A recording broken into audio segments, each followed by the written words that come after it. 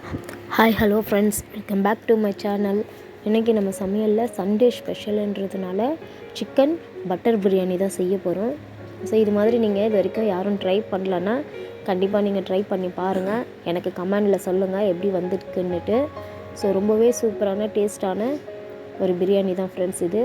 ரொம்ப ஒன்றோடு ஒன்று சாதம் ஒட்டாமல் எவ்வளோ அழகாக வந்திருக்கு பார்த்திங்களா, உதிரியாக இருக்கும்.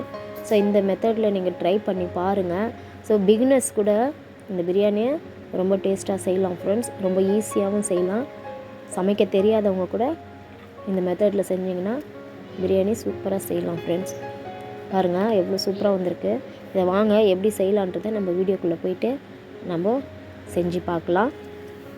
ஃபஸ்ட்டு நான் அடுப்பு பற்ற வச்சுட்டு ஒரு கடாய் அடுப்பில் வச்சுட்டு ஆயில் சேர்த்துக்கிட்டு தேவையான அளவு நான் எண்ணெயும் சேர்த்துக்கிட்டு அதில் பாருங்கள் எண்ணெய் சூடான உடனே பட்டை, லவங்கம், ஏலக்காய், அன்னாச்சி பூ, அடுத்தது மராட்டி மொக்கு இது எல்லாமே சேர்த்துட்டு நல்லா ஒரு 2 நிமிஷம் வதக்கி விடலாம். அந்த ஃப்ளேவர் எண்ணெயில் இறங்கிட்டோம். அதுக்கப்புறமா நான் ஒரு 2 பச்சை மிளகாவை 2ஆக கீறி நான் சேர்த்துருக்கேன். உங்கள் காரத்துக்கு ஏற்ற மாதிரி நீங்கள் சேர்த்துக்கோங்க ஃப்ரெண்ட்ஸ். அதுக்கப்புறம் ஒரு கப்பு வெங்காயம் நான் நல்லா நீல வாக்கில் அரிஞ்சு வச்சுருக்கேன். இந்த மாதிரி நீட்டாக கட் பண்ணி வச்சுக்கோங்க. நீட்டாக கட் பண்ணிங்கன்னா பிரியாணிக்கு இந்த மாதிரி தான் போடணும். ஆக்சுவலாக எல்லாருமே இப்படி தான் போடுவாங்க ஃப்ரெண்ட்ஸ். பாருங்கள் இந்த மாதிரி கட் பண்ணதுக்கப்புறம் நல்லா ப்ரௌனாக வதக்கிக்கலாம். டார்க் ப்ரௌனாக வதக்குனதுக்கப்புறமா அந்த எண்ணெயிலே பாருங்கள் நான் 2 ஸ்பூனு மிளகாத்தூள் காஷ்மீரி சில்லி பவுடர் சேர்க்குறேன். அதுலேயே 2 ஸ்பூனு இஞ்சி பூண்டு பேஸ்ட்டு சேர்த்துக்கிறேன். நான் ஏன் இதெல்லாம் எண்ணெயிலேயே சேர்க்குறேன்னா அந்த டிஷ்ஷுக்கு கலர் கொடுக்கும் இந்த காஷ்மீரி சில்லி பவுடரு. நான் எதுவுமே ஃபுட் கலர் ஆட் பண்ண மாட்டேன். ஸோ இதுதான் நான் எப்போவுமே யூஸ் பண்ணுவேன். இப்படி தான் செய்வேன். ஸோ நல்லா பச்சை வாசனை போகிற வரைக்கும் இதை நல்லா வதக்கிக்கிட்டதுக்கு அப்புறமா என்ன பண்ண போகிறோம்னு பார்த்திங்கன்னா கொத்தமல்லி எடுத்துக்கலாம். கொத்தமல்லி நான் நல்லா க்ளீன் பண்ணி ஒரு கைப்பிடி அளவு எடுத்து வச்சுருக்கேன். அந்த கைப்பிடி அளவு கொத்தமல்லி போட்டுட்டு ஒரு 5 செகண்டு நல்லா இந்த எண்ணெயிலே ஃப்ளேவர் வர வரைக்கும் நல்லா வதக்கிக்கலாம். நல்லா டேஸ்ட்டும் கூட இது நல்லா கொடுக்கும் ஃப்ரெண்ட்ஸ். பாருங்கள் இப்போது நல்லா 5 செகண்டு வதக்கி ஆயிடுச்சு. இதுக்கப்புறமா பாருங்கள் அதே அளவு புதினாவையும் நான் எடுத்து வச்சுருக்கேன். ஸோ அந்த புதினாவை கூட நம்ம ஒரு கைப்பிடி அளவு புதினாவை போட்டுக்கலாம். அதிகமாக சேர்க்க வேணாம். ஒரு கட்டில் கொஞ்சோண்டு தான் நான் எடுத்திருக்கேன். ஸோ அதையும் இந்த எண்ணெயிலே போட்டு ஒரு 5 செகண்டு நல்லா வதக்கி எடுத்ததுக்கப்புறமா பாருங்கள் நல்லா வதக்கிட்டு நல்லா அந்த ஃப்ளேவரு நல்லா வர வரைக்கும் அதை நல்லா வதக்கி எடுத்துக்கலாம் ஃப்ரெண்ட்ஸ். இது பாருங்கள் இந்த மாதிரி நல்லா கொஞ்சம் ஒரு லோஸ் ஃப்ளேமில் வச்சு அடுப்பை வதக்கிக்கலாம். அதுக்கப்புறம் ஒரு கப்பு தக்காளி எடுத்து வச்சுருக்கேன். அதுவும் அதே மாதிரி நீட்டாக கட் பண்ணி எடுத்து வச்சுருக்கேன். ஸோ அந்த தக்காளியை அதில் ஆட் பண்ணி நல்லா கொஞ்சம் வதக்கிக்கலாம். ஸோ இந்த தக்காளி போட்டதுக்கப்புறம் பாருங்கள் இந்த டிஷ்ஷுக்கு தேவையான உப்பையும் நான் இதுலேயே ஆட் பண்ணிக்கிறேன். ஒரு கப்பு தயிரும் ஆட் பண்ணிக்கிறேன். ஒரு 50 ml தான் இருக்கும். இது அதிகமாக சேர்க்காதீங்க, அப்புறம் புளிப்பு தன்மை வந்துடும். ஸோ தயிர் ஆட் பண்ணதுக்கப்புறம் நல்லா இந்த தக்காளி நல்லா மேஷ் ஆகிற வரைக்கும் நல்லா தொக்கு மாதிரி வர வரைக்கும் வச்சுக்கலாம். அதிலே பாருங்கள் நான் அதாவது எலுமிச்சம்பழத்தில் கால்வாசி எலுமிச்சம்பழம் தான் நான் கட் பண்ணி எடுத்திருக்கேன். ஆஃப்லேயும் கால்வாசி தான் எடுத்திருக்கேன். அது நல்லா அப்படியே புழிஞ்சு விட்டுக்கலாம்.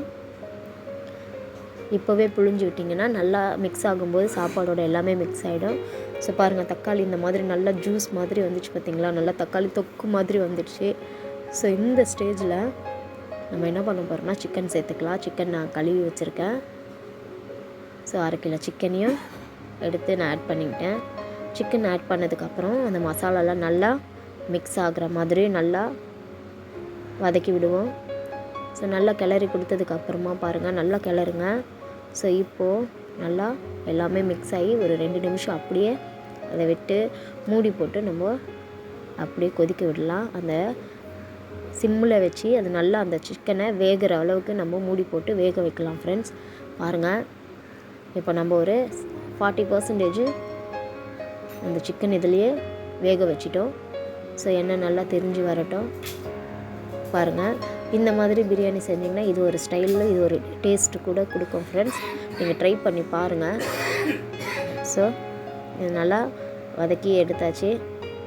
பாருங்கள் இப்போ இந்த ஸ்டேஜில் நான் இந்த டம்ளரில் நான் அரிசி எடுத்தேன்.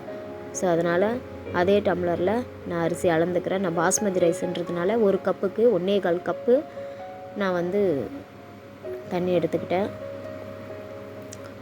ஸோ நீங்கள் எதில் அளக்குறீங்களோ அது கணக்கில் வச்சு நீங்கள் 1.25 எடுத்துக்கோங்க. அதுவே சாப்பாட்டு அரிசியாக இருந்தால் 1க்கு 2 ஈஸ்ட்டுன்ற மாதிரி நீங்கள் ஆட் பண்ணிக்கோங்க. 1 கப்பு ரைஸுக்கு 2 கப்பு தண்ணி சேர்க்குற மாதிரி நீங்கள் ஆட் பண்ணிக்கோங்க. ஸோ இப்போ இதை அப்படியே மூடி போட்டுட்டு நல்லா கொதிக்க விடுவோம். பாருங்கள், இந்த மாதிரி நல்லா சலசலன்னு கொதிக்கிட்டோம். ஸோ இப்போவே 60% அந்த கறி வெந்துடுச்சு ஃப்ரெண்ட்ஸ். சிக்கன் நல்லா சாஃப்டாக ஆல்மோஸ்ட்டு 50% இதுலேயே வெந்துடுச்சு. ஸோ இப்போ இந்த ஸ்டேஜில் நான் பாஸ்மதி ரைஸ் எடுத்து நல்லா 3 வாட்டி கழுவி ட்ரை பண்ணி எடுத்துகிட்டு வந்திருக்கேன். பாருங்கள், நான் ஒரு 10 நிமிஷத்துக்கு முன்னாடி நான் அரிசி ஊற வச்சுருந்தேன், அடுப்பு பற்ற வைக்கிறதுக்கு முன்னாடியே. ஸோ இப்போது நல்லா கழுவி எடுத்துகிட்டு வந்து ட்ரை பண்ணிவிட்டு அந்த அரிசியை அதில் சேர்த்துட்டு நல்லா கலரி விட்டுடலாம். பாருங்கள், நல்லா கலரிட்டு இதை வந்து ஒரு 5 நிமிஷம் அப்படியே லோ ஃப்ளேமில் வச்சு, மீடியம் ஃப்ளேமில் வைங்க, லோவில் வேண்டாம், மீடியம் ஃப்ளேமில் வச்சு நல்லா கொதிக்க விட போகிறோம். ஸோ இந்த தண்ணியும் அரிசியும் ஒரே லெவலாக வர வரைக்கும் நம்ம இதை கொதிக்க விடலாம். பாருங்கள் ஃப்ரெண்ட்ஸ், தண்ணியும் அரிசியும் நல்லா ஒரே லெவலில் இருக்கா. ஸோ இதுதான் வந்து நம்ம தம் போடுறதுக்கு கரெக்டான பதம். இப்போ இந்த ஸ்டேஜில் நான் வந்து பட்டர் எடுத்து வச்சுருக்கேன். ஸோ இந்த வெண்ணெயை அப்படியே எடுத்து ஒரு 4-5 துண்டு எடுத்து நான் அதிலே சேர்த்துக்கிறேன். நிறைய சேர்த்தோன்னா திகட்டிடும். எனக்கு அமுல் பட்டர் கிடச்சதுனால நான் அமுல் பட்டர் சேர்த்துருக்கேன். உங்கள்கிட்ட என்ன பிராண்ட் இருக்கோ அது நீங்கள் அந்த பிராண்டை யூஸ் பண்ணிக்கோங்க ஃப்ரெண்ட்ஸ். பாருங்கள், இப்போ 5 நிமிஷம் நல்லா தம் போட்டு வெயிட் போட்டு எடுத்துட்டேன். ஸோ பாருங்கள், இந்த பிரியாணி கலர்ஃபுல்லாக பாருங்கள், நான் ஃபுட் கலரே சேர்க்காம கலர் பார்த்திங்களா எப்படி வந்திருக்கு பாருங்கள். சாதம் எதுவுமே ஒன்றோடு ஒன்று ஒட்டவே இல்லை. ரொம்பவே சூப்பராக, ரொம்பவே அட்டகாசமான ஒரு biryani, chicken butter biryani ready ஆகிடுச்சு. ஸோ நீங்கள் ஸ்டார்டிங்கில் ஆயில் சேர்க்கும்போது கம்மியாக சேர்த்துக்கோங்க, ஏன்னா பட்டர் சேர்க்குறோம் இல்லைங்களா, அதனால். ஸோ அவ்வளோதான் ஃப்ரெண்ட்ஸ், ரொம்ப சூப்பரான சிக்கன் பட்டர் பிரியாணி ரெடி ஆகிடுச்சு. என்ன ஃப்ரெண்ட்ஸ், வீடியோ பிடிச்சிருக்கா? வீடியோ பிடிச்சிருந்தா லைக் பண்ணுங்கள், அப்புறம் உங்கள் ஃப்ரெண்ட்ஸ் அண்ட் ஃபேமிலிக்கு ஷேர் பண்ணி விடுங்க. மறக்காமல் சப்ஸ்கிரைப் பண்ணுங்கள் ஃப்ரெண்ட்ஸ். மறுபடியும் நான் உங்களை அடுத்த வீடியோவில் சந்திக்கிறேன். அது வரைக்கும் ஷைனி இன் சமையல். தேங்க்ஸ் ஃபார் வாட்சிங். ஓகே ஃப்ரெண்ட்ஸ், பாய்.